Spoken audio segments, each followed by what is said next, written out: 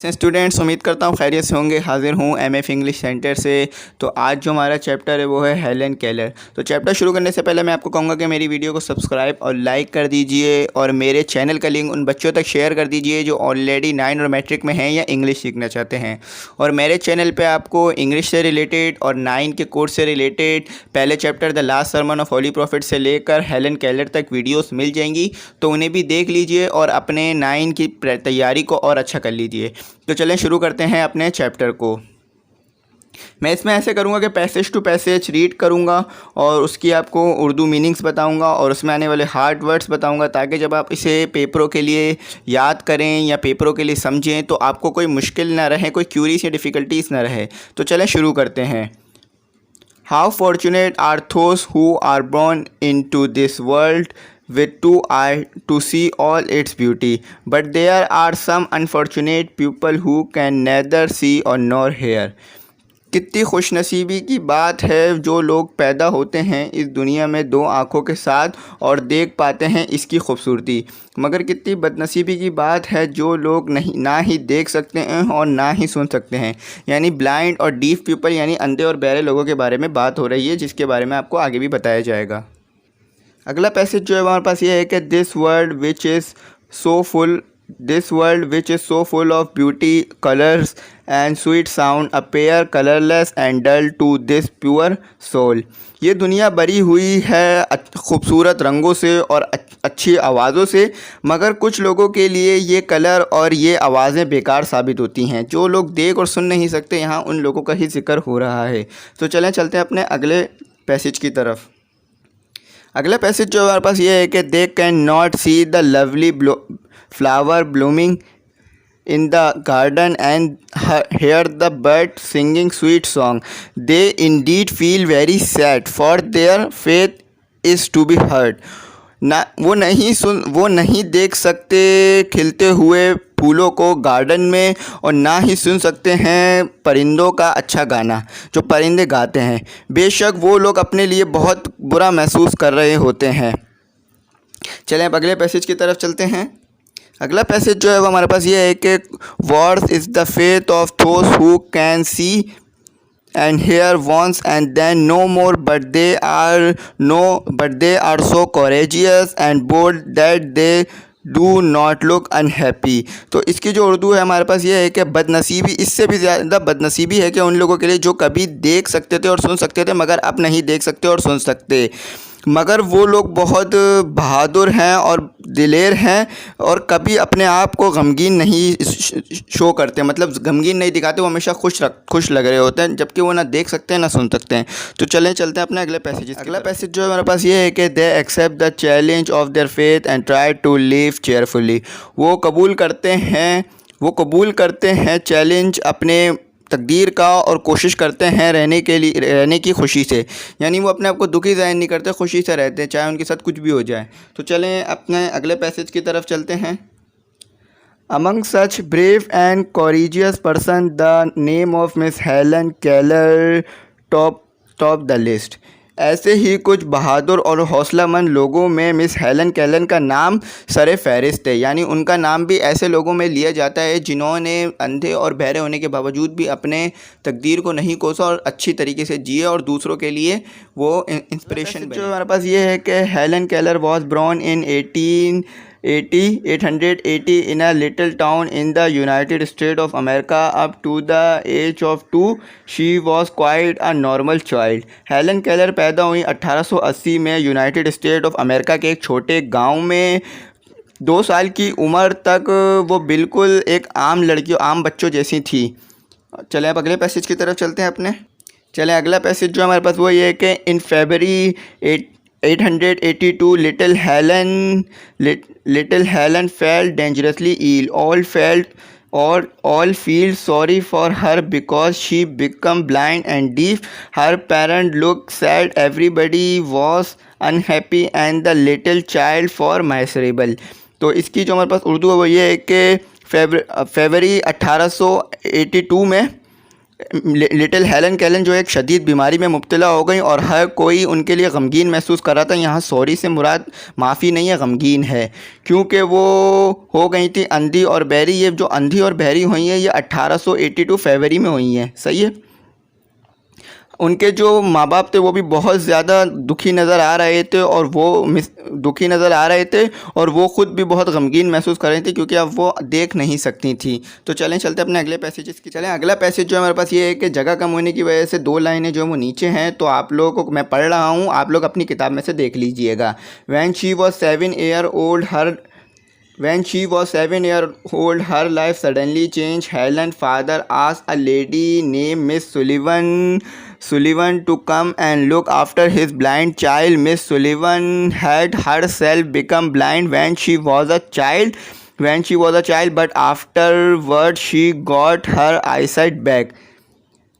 जब Helen Kellen 7 साल की हुई तो उनकी लाइफ एकदम से चेंज हो गई। उनके वालिद साहब ने यानी उनके फादर ने एक औरत जिसका नाम मिस सुलिवन था उसको बुलाया कि वो इसकी देखभाल करे। मिस सुलिवन ख़ुद भी एक अंधी थी, लेकिन जब वो बच्ची थी और जब वो बड़ी हुई तो उनकी आंखें वापस आ गई थी। यानी मिस सुलिवन जो थी वो अंधे बच्चों की या बहरे बच्चों की देखभाल करती थी, लेकिन जब वो ख़ुद बड़ी हुई ना तो अल्लाह ने उन पर ऐसा करम किया कि उनकी आंखें वापस आ गईं। तो इसलिए हमें अल्लाह से दुआ करते रहना चाहिए। तो चलें अब अपने अगले पैसेज की तरफ चलते हैं।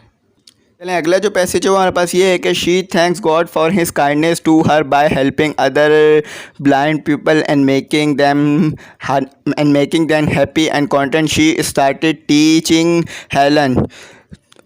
उन्होंने शुक्र अदा किया अल्लाह की इस रहमत पर कि उनकी आंखें वापस आ गईं और उन्होंने शुरू कर दिया पढ़ाना, यानी मदद करना शुरू कर दी अंधे लोगों की और बनाने शुरू कर दी उनकी लाइफ अच्छी, ताकि वो आसानी से जी सकें। यहाँ पे जो है हमारे पास काइंडनेस के मायने जो है महर रहम दिली, यानी अल्लाह ने जो उन पे एहसान किया, यानी उनकी जो आंखें वापस आ गईं। तो और उन्होंने शुरू कर दिया हेलन केलन को पढ़ाना। तो चलें हमारा अगला पैसेज देखते हैं।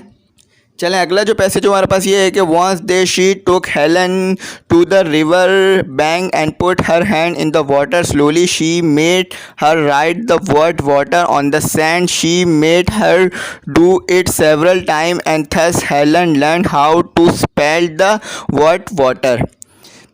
एक दफ़ा वो हेलन केलन को ले गई दरिया के किनारे, बैंक के मतलब होते हैं किनारे, और डाल दिया उनका हाथ पानी में, पुट मतलब डाल दिया, स्लोली हल्के हल्के लिखवाना शुरू कर दिया हेलन से लफ्ज़ वाटर सब मट्टी पर।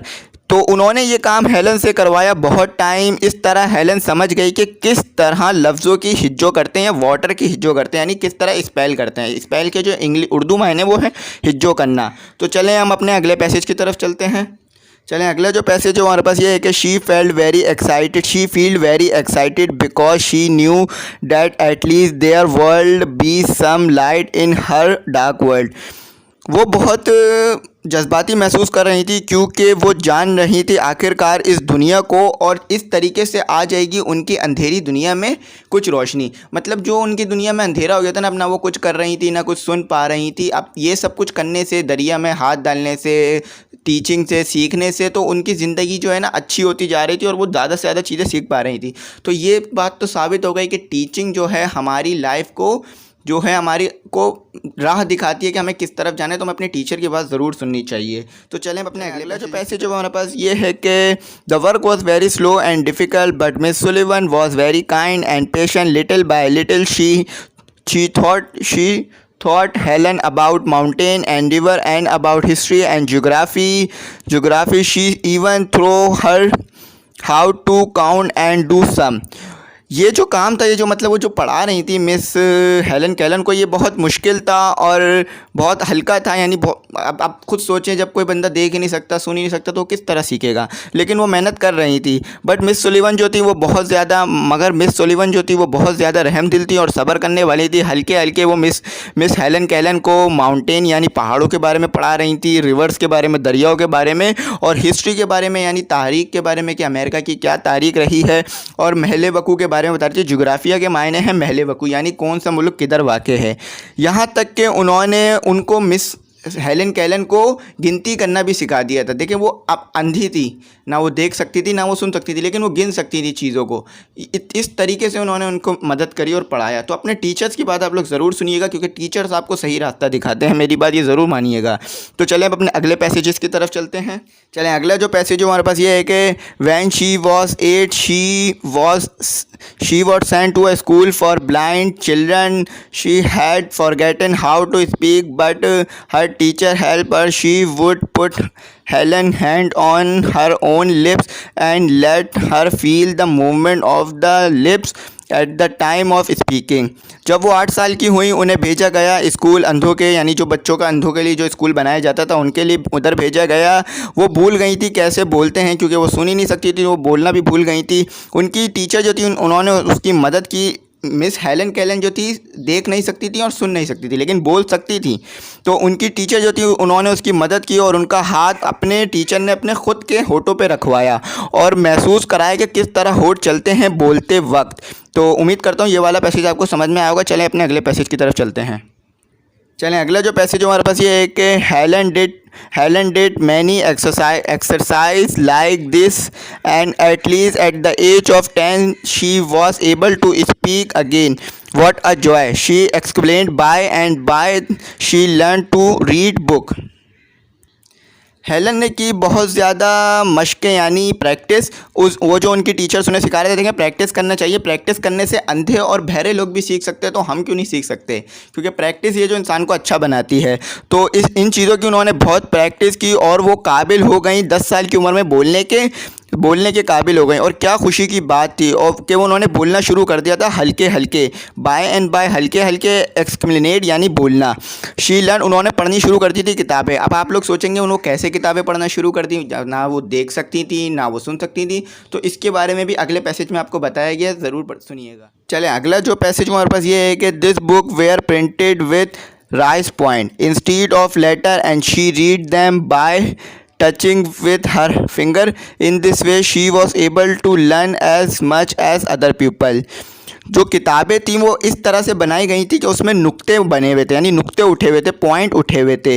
इस तरीके से वो बुक को पढ़ पाती थी, इस तरीके से वो बुक को पढ़ पाती थी अपने उंगली के ज़रिए टच करके, यानी उंगली के ज़रिए वो टच करती थी और महसूस करती थी कि क्या लफ्ज़ बनाने की कोशिश की गई है नुक्तों के ज़रिए। अगर देखिए कोई रफ़ चीज़ होती है और आप उसे टच करते हैं तो आपको महसूस होती है। इसी तरह से अंधे और बहरे लोग पढ़ते हैं, अंधे लोग पढ़ते हैं, बहरे लोग तो पढ़ ही लेते हैं वैसे भी। इन दिस वे इस तरीके से वो काबिल हो गई थी किताब पढ़ने की, जैसे कि आम लोग पढ़ते हैं। वो आम लोगों की तरह किताब पढ़ सकती थी, जैसे हम लोग पढ़ते हैं ना। अल्लाह ताला ने तो हमें बहुत बड़ी नेमत दी है कि हम लोग देखकर इजीली कितना फ्लूट तरीके से पढ़ लेते हैं, बोल लेते हैं। लेकिन अब अंधे लोग हैं जो नहीं देख सकते, नहीं बोल सकते। तो आप लोगों को जब भी कोई एक अंधे लोग या कोई इस तरह के लोग दिखा करें तो उनके लिए दुआ किया करें, ना कि उनका मजाक बनाया करें। और सबसे पहले अल्लाह का शुक्र अदा करें कि उस अल्लाह ने, उस मालिक ने हमें कितना ज़्यादा हम पे रहम किया है कि हमें किसी भी परेशानी में मुब्तला नहीं किया है। सबसे पहले तो अल्लाह का शुक्र अदा किया, फिर उनके लिए दुआ करा करें। तो चलते हैं अपने अगले पैसेज की तरफ। चलें, अगला जो पैसेज हमारे पास ये है कि she pass all her examination easily, she went to college and then to Harvard University. She started at the university and graduation without difficulty. She proved to be a better student than many other. Her teacher loved and admired her. उन्होंने पास कर ली अपने सारे paper, यानी अपने सारे पेपरों में कामयाब हो गई और फिर वो कॉलेज गई और उसके बाद वो हार्वर्ड यूनिवर्सिटी गई और उन्होंने यूनिवर्सिटी में ग्रेजुएशन हासिल करी, यानी आला तालीम हासिल करी बग़ैर किसी परेशानी के। देखें वो ना देख सकती थी ना सुन सकती थी, फिर भी कितनी ज़्यादा तरक्की कर रही हैं, पढ़ रही हैं। तो हमें भी ज़्यादा से ज़्यादा पढ़ना चाहिए। She prove to be a better, उन्होंने साबित किया कि वो एक अच्छी स्टूडेंट थी दूसरों की तरह। उनके जो टीचर्स हैं उनसे बहुत ज़्यादा प्यार करते थे और उनको सराहते थे कि देखो तुम एक ना देख सकती हो ना सुन सकती हो, फिर भी तुम इतने अच्छी तरीके से पढ़ रही हो, सीख रही हो। तो इसी वजह से उनकी तारीफ़ की जाती थी। चलें अब अपने अगले पैराग्राफ की तरफ चलते हैं और ये हमारा आखिरी पैराग्राफ होगा। चलें अब अपने आखिरी पैराग्राफ की तरफ चलते हैं। In 1956, this wonderful lady visited Pakistan. She was 76 but still very active. Pakistani people gave her a warm welcome. She came to our country to help the blind and deaf. She addressed many gatherings in Karachi and visited the school for the blind, deaf and dumb. What a nice school, she exclaimed. How wonderful it is to be with you, my dear sons and daughter. Always be happy and cheerful. Never curse your faith. You can do everything in this world. She said to be a student of the school and admire heartily all the ladies who were working and teaching their voluntary with so much zeal and selfless affection. तो इस paragraph की जो हमारे पास उर्दू है वो ये है कि 1956 में इस जो ये इतनी अच्छी लेडी थी, इन्होंने विज़िट किया पाकिस्तान का, और उस वक़्त इनकी उम्र थी 76, मगर उस वक़्त भी बहुत ज़्यादा जोशीली थी और पुरजोश थी। और वो पाकिस्तानियों ने उनका बहुत अच्छी तरीके से यानी गर्म जोशी से स्वागत किया। वाम यानी गर्म जोशी से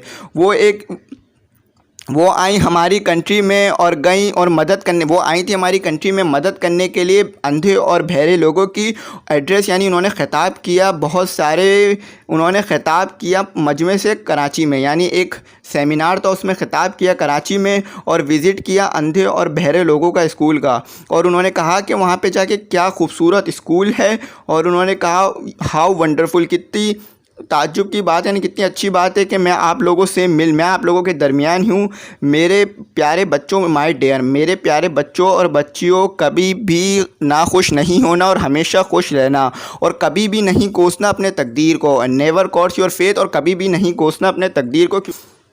यू कैन डू एवरीथिंग, तुम सब कुछ कर सकते हो। शी सेड, उन्होंने कहा स्टूडेंट से और उन्होंने कहा स्टूडेंट से, और सराहा सारी लेडीज़ को, यानी सारे उन टीचर्स को जो पढ़ा रहे थे, वहाँ पे जो काम कर रहे थे और पढ़ा रहे थे। रज़ा कराना यानी कोई भी पैसे नहीं ले रहे थे, फ्री में पढ़ा रहे थे। वे सो मच दिल, बहुत ज़्यादा खुशी से, और सेल्फ अफेक्शन यानी बग़ैर किसी लालच के।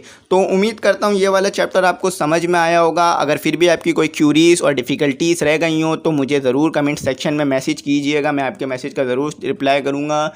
मैंने एक चीज़ को खोल के डिफ़ाइन करने की कोशिश की है, लेकिन फिर भी कोई चीज़ रह गई हो या आपको कुछ समझ नहीं आया तो आप मुझे मैसेज कर सकते हैं। Thanks for watching. उम्मीद करता हूँ आप लोग अपना बहुत ख्याल रखेंगे, और मेरी वीडियो को सब्सक्राइब और लाइक ज़रूर कीजिएगा, और इस वीडियो का लिंक उन बच्चों तक ज़रूर शेयर कीजिएगा जो ऑलरेडी 9 और मैट्रिक में हैं, क्योंकि ये मेरे लिए रिवॉर्ड है कि आप लोग मेरी वीडियो को सब्सक्राइब और लाइक और शेयर करते हैं। Thanks for watching.